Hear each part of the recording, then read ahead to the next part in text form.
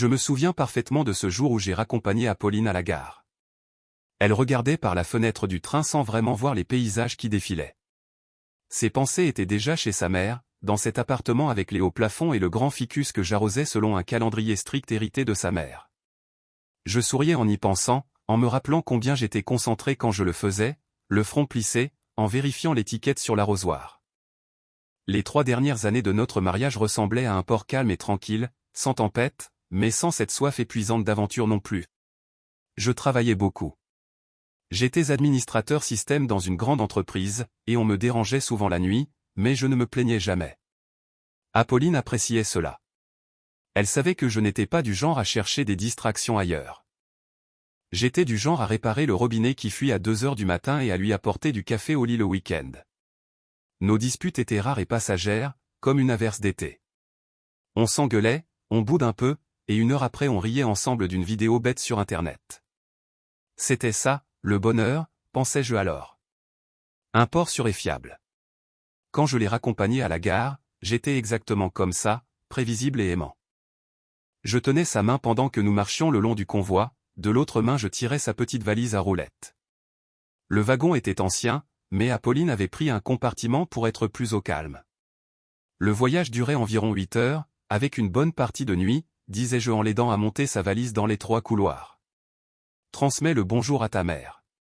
Et dis-lui que je viendrai bientôt faire connaissance avec le nouveau chat.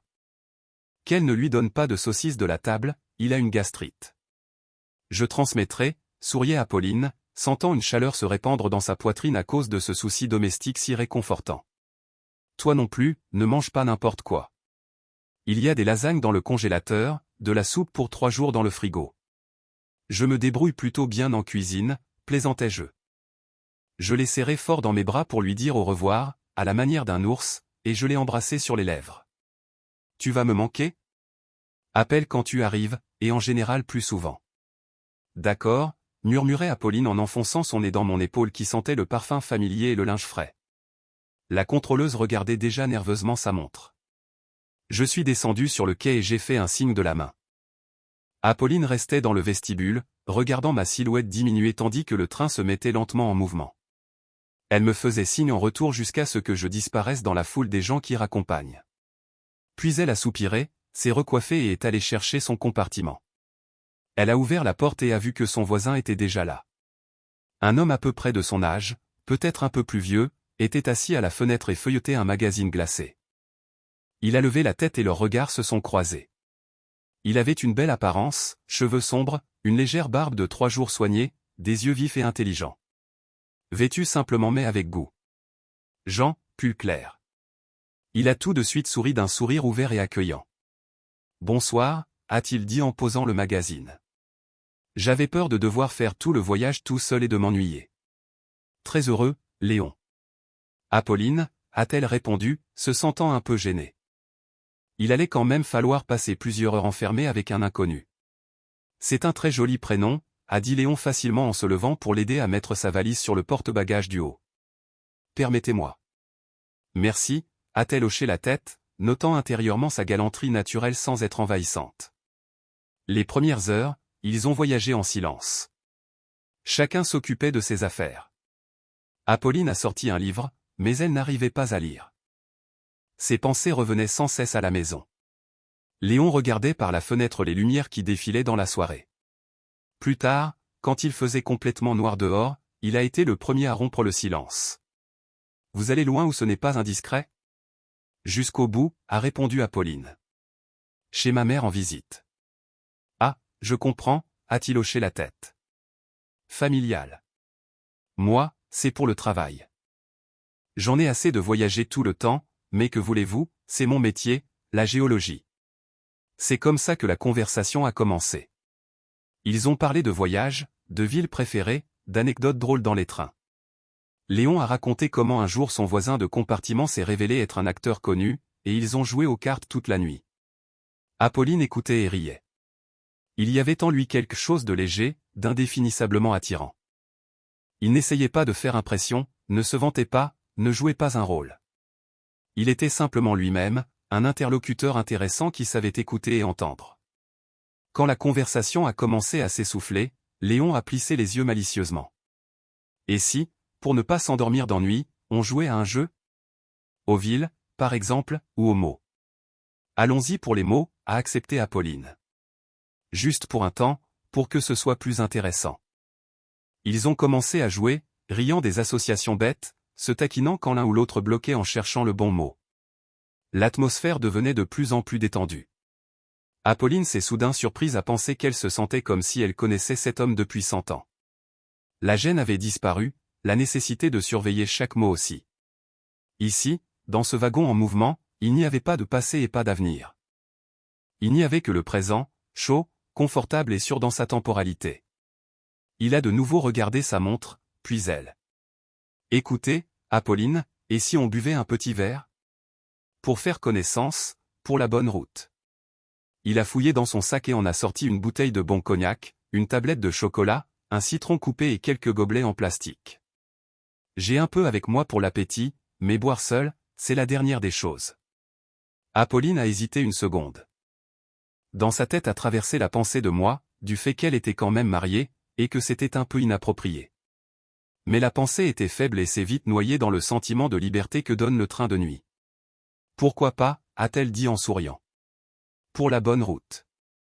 Il a versé le cognac dans les gobelets, lui a tendu une tranche de citron saupoudré de sucre. Pour que les compagnons de voyage soient toujours aussi agréables, a-t-il porté un toast en la regardant droit dans les yeux. Ils ont trinqué. Le cognac a brûlé agréablement la gorge et s'est répandu en chaleur à l'intérieur. La conversation a continué, mais sur d'autres rails. Les blagues sont devenues plus personnelles, les sous-entendus plus transparents. À un moment, en racontant une histoire, Léon a touché sa main posée sur la tablette pour souligner un geste. Il n'a pas retiré sa main tout de suite. Apolline a senti des frissons lui parcourir la peau, mais elle n'a pas non plus retiré sa paume. Le contact physique, si naturel et innocent, s'est soudain chargé d'électricité. Ils étaient maintenant assis tout près l'un de l'autre. La distance que les inconnus observent habituellement avait disparu. Apolline sentait l'odeur de son parfum mélangé à un fin arôme de cognac. Elle voyait dans la pénombre du compartiment ses yeux briller. Le jeu de mots était fini depuis longtemps. Il parlait simplement, à voix basse, comme s'il craignait de réveiller quelqu'un de l'autre côté de la cloison. Tu sais, a-t-il soudain tutoyé, et cela a sonné sans être lourd, mais intime. Avec toi, c'est si facile, comme si on était dans un autre monde. Oui, a répondu Apolline doucement. Je ressens la même chose. Il a tendu la main et a écarté une mèche de cheveux de son visage. Apolline a fermé les yeux une seconde, et quand elle les a ouverts, elle a vu son visage tout proche. Elle comprenait qu'il se passait quelque chose qui allait diviser sa vie en avant et après, mais elle ne pouvait plus s'arrêter. C'était plus fort qu'elle. Ce n'était pas juste une impulsion, c'était l'ivresse de la liberté, le fruit défendu qui est si doux précisément parce qu'il est interdit. C'est juste un jeu, a-t-elle murmuré, plutôt en se le demandant à elle-même qu'à lui. C'est juste une nuit, a-t-il répondu et il l'a embrassée. Dans sa tête, une seule pensée tournait, ça ne se reproduira jamais. C'est seulement ici. Ça ne changera rien. Elle se trompait. La nuit dans le train est une dimension à part. Dehors, l'obscurité et le bruit des roues qui mesuraient un temps qui avait cessé d'exister. Ils ont tiré les rideaux sur la porte du compartiment, créant leur petit monde sombre. Apolline ne pensait pas à moi. Dans ces minutes, j'étais quelque part dans un autre univers, lointain et irréel.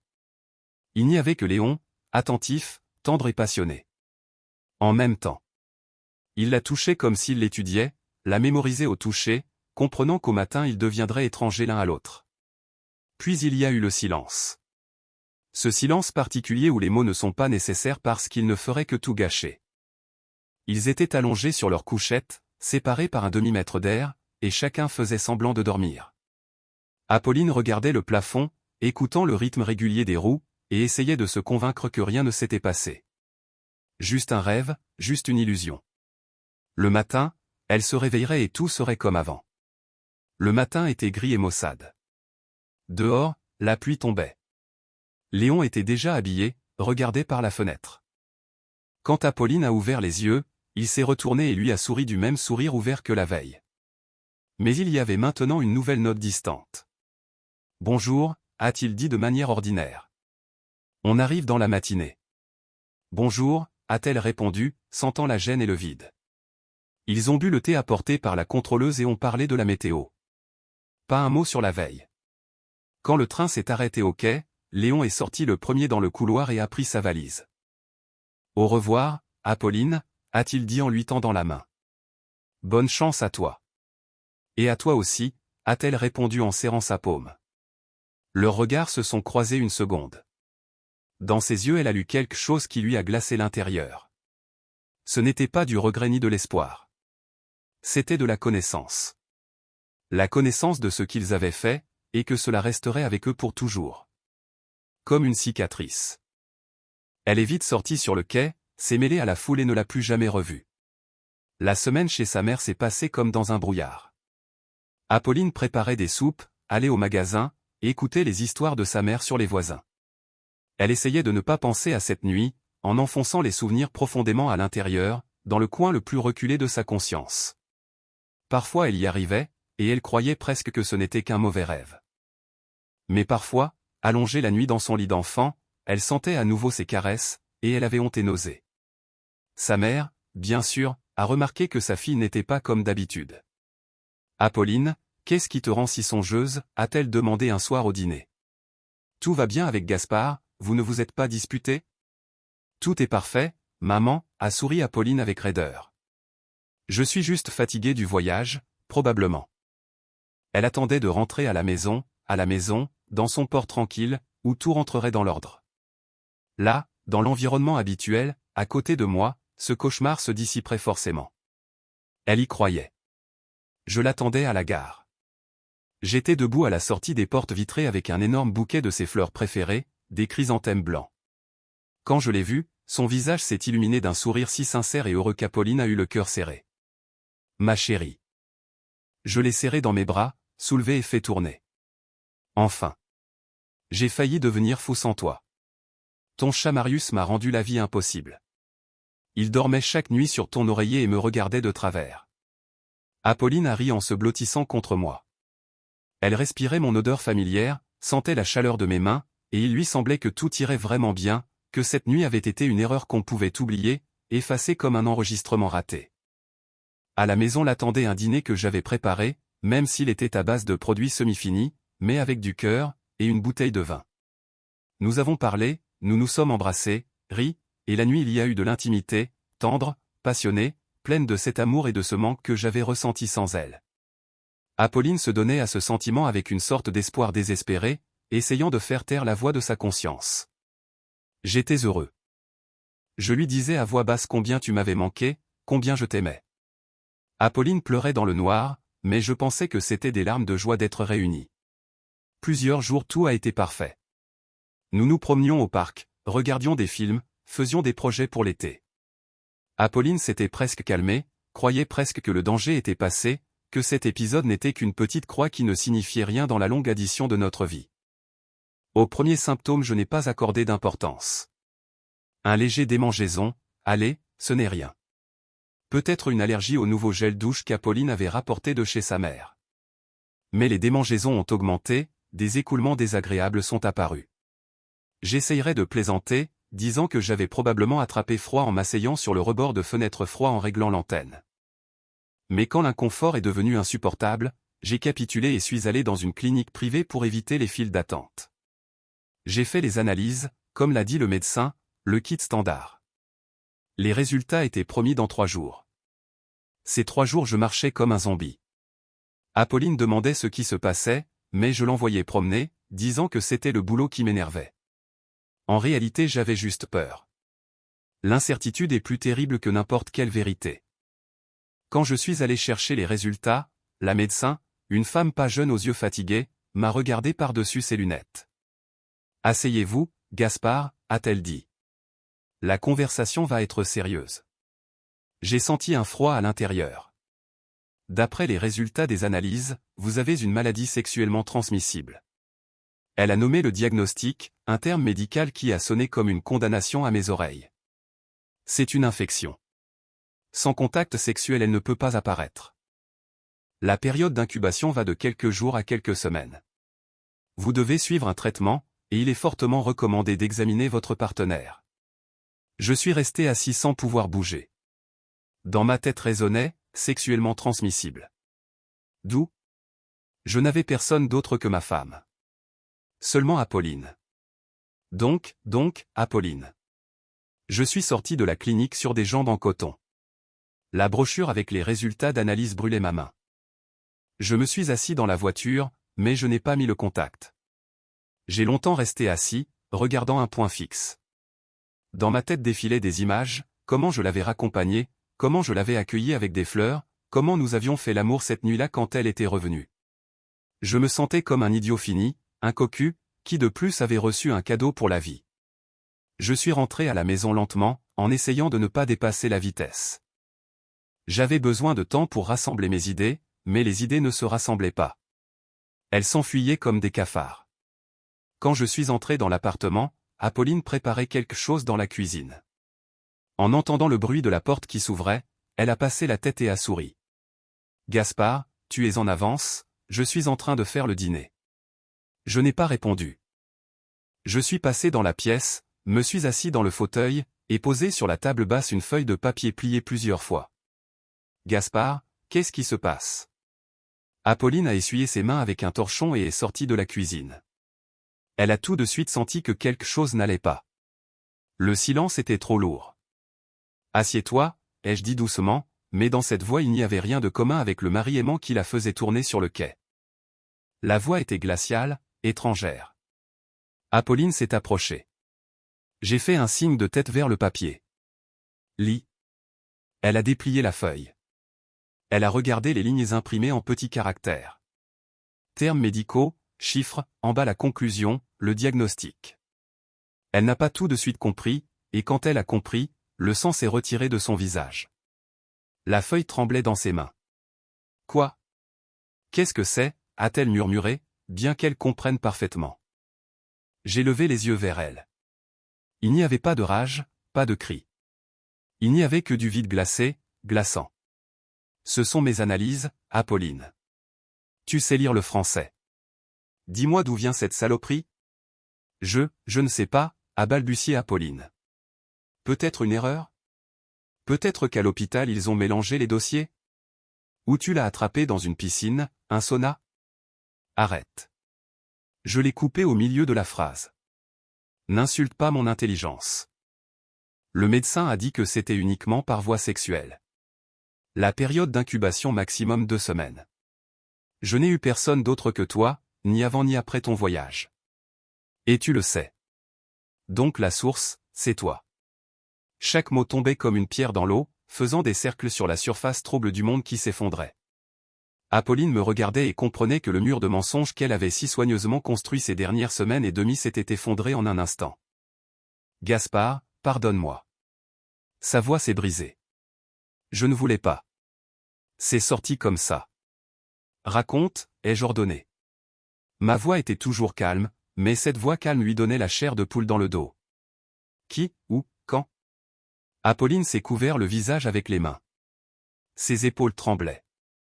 Dans le train, a-t-elle sorti entre deux sanglots. Quand j'allais chez maman, le voisin de compartiment, on a bu, on a parlé. C'était une seule nuit, Gaspard, une seule nuit stupide. Je ne sais pas comment c'est arrivé. Ça n'a rien signifié. Je t'aime, seulement toi. Elle s'est mise à genoux devant moi, a essayé de saisir mes mains, mais je les ai retirées comme si je m'étais brûlé. Ne me touche pas, ai-je dit, et dans ma voix est enfin apparue de l'émotion. Du dégoût. Tu entends?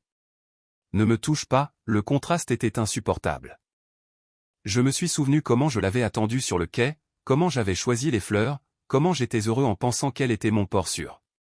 Et elle à ce moment-là n'était plus à moi. Elle était à un autre, elle s'était donnée au premier venu au rythme des roues du train. Je t'ai accueilli avec des fleurs, ai-je dit à voix haute ce que je pensais. Tu m'as manqué.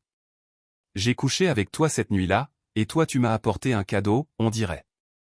Tu comprends que maintenant je dois me faire soigner, que je vais devoir me faire contrôler toute ma vie et avoir peur que ça revienne. Tu y as pensé? Je ne savais pas, a crié Apolline à travers ses larmes. Je ne pensais pas que ça tournerait comme ça. Je pensais que c'était juste un jeu, ai-je coupé. Juste un jeu, juste un amusement, et maintenant c'est juste un divorce. Je me suis levé, suis allé à la fenêtre, lui ai tourné le dos. Fais tes valises. Quoi? Apolline a levé vers moi son visage en pleurs. Fais tes valises et va chez ta mère ou chez ce type du train. Ça m'est égal. Mais tu ne vis plus ici. S'il te plaît, a-t-elle imploré. Donne-moi une chance. C'était une erreur. Une seule erreur. Je vais tout réparer. Je serai la meilleure des femmes. Pardonne-moi seulement. Tu n'es plus ma femme, ai-je coupé. Plus la meilleure de rien du tout. Tu as cessé de l'être à la seconde où tu as écarté les jambes devant un inconnu. L'appartement est à moi, tu le sais. Mes parents nous l'ont offert pour le mariage, donc pas besoin de partager. Prépare-toi. Je parlais calmement, de manière ordinaire, comme si je discutais de la liste de courses. Ce calme effrayait Apolline plus que n'importe quel cri. Gaspard, où je vais aller? Sanglotait-elle. Qu'est-ce que je vais dire à maman? Ça, c'est ton problème maintenant, ai-je lancé sans me retourner. Il fallait y penser quand tu faisais du charme à un inconnu dans le compartiment. Je suis sorti de la pièce en claquant la porte, si fort qu'un livre est tombé de l'étagère. Apolline est restée seule à genoux au milieu des débris de sa vie heureuse. Elle regardait le bouquet de chrysanthèmes qui était encore dans le vase. Et ces fleurs lui semblaient maintenant des fleurs mortuaires. 1 heure plus tard, elle a jeté ses affaires en titubant dans la valise. J'étais assis dans la cuisine et je buvais de l'eau, regardant un point fixe. Je ne l'ai pas aidée, je ne l'ai pas regardée. Quand elle est sortie dans le couloir en sanglotant avec sa valise, je n'ai même pas levé la tête. Laisse les clés sur la commode, ai-je dit dans son dos. Apolline a posé les clés, a ouvert la porte et est sortie. L'ascenseur a mis longtemps à arriver. Elle restait debout et regardait le carrelage en mosaïque sur le sol, que nous avions choisi ensemble dans un grand magasin de bricolage 2 ans plus tôt. À l'époque nous rions et nous disputions sur quelle teinte de beige irait le mieux. L'ascenseur est arrivé, les portes se sont ouvertes. Apolline est entrée, a appuyé sur le bouton du rez-de-chaussée. Quand la cabine est descendue, elle a senti que sa vie était finie. Pas la vie d'hier, mais celle qu'elle avait construite pendant 3 ans, qu'elle croyait indestructible. Sa mère l'a accueillie en silence, a vu son visage en larmes, la valise et a tout compris sans un mot. Elle a seulement demandé, Gaspard c'est? Apolline a hoché la tête, en pleurant à nouveau. Sa mère a soupiré, a pris sa valise et l'a portée dans la chambre. Son père, qui regardait la télévision, a coupé le son et a longuement regardé sa fille. Dans son regard il n'y avait pas de jugement, non, il y avait quelque chose de plus terrible, de la déception. Il s'est levé en silence et est allé dans la cuisine, sans dire un mot. Ce silence était plus lourd que n'importe quel reproche. Apolline était assise sur le canapé dans l'appartement de ses parents, serrant dans ses mains une tasse de thé chaud que sa mère lui avait donnée. Derrière le mur, les vieilles horloges à coucou tic-taquaient régulièrement, mesurant les secondes d'une nouvelle vie vide et honteuse, la vie d'une femme que son mari avait chassée, d'une femme qui avait elle-même détruit ce que d'autres cherchent pendant des années sans trouver. Dans notre ville, dans notre ancien appartement, j'étais assis dans le fauteuil et je regardais l'écran noir de la télévision.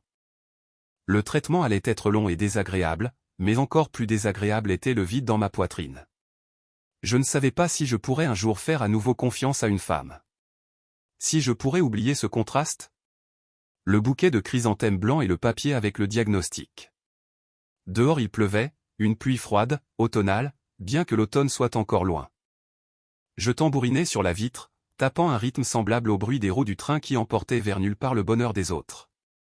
Partagez votre avis dans les commentaires, si vous étiez à la place du héros, seriez-vous capable de lui pardonner et de rester marié avec elle? Si cette histoire vous a plu, abonnez-vous à la chaîne et n'hésitez pas à nous laisser un « j'aime ».